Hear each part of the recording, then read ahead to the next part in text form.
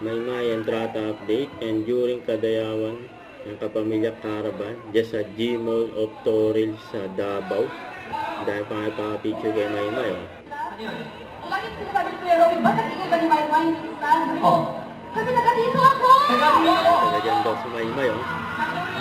Dito ako! Ay, nako. Dapat nandito ka din! Oo!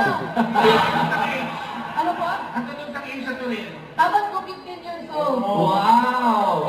Ano pakiramdam na nagbabalik ka sa iyong tahanan? Yun. Diba kuya? Kasi bawat hindi nila, parang ako lang. Kaya, shout out ko yung dalawa sa nakakabila ng mga teacher.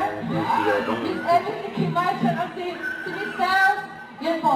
Shout out sa iyo kung saan kayo sa mga classmates ko dito. Yung pamilya ko po, Entrata family, nandito din po. Sina Jimboy and Princess.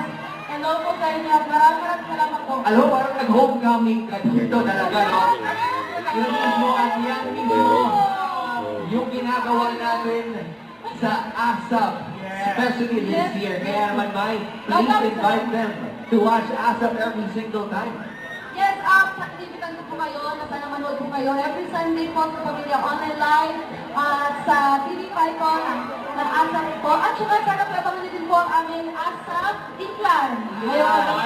Grabe si Mai, no? Grabe ganda. Sumigaw lahat na nagagadahan kay Mai! Yun. Sigawan.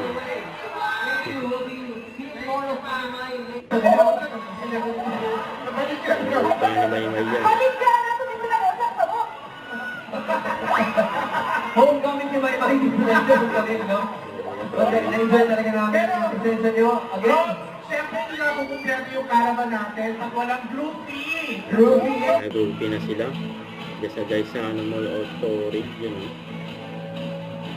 Ganda o dyan. Don't forget to subscribe, click the notification bell for more update. This is Victor Reaction Vlog. Stay tuned for more videos. See ya.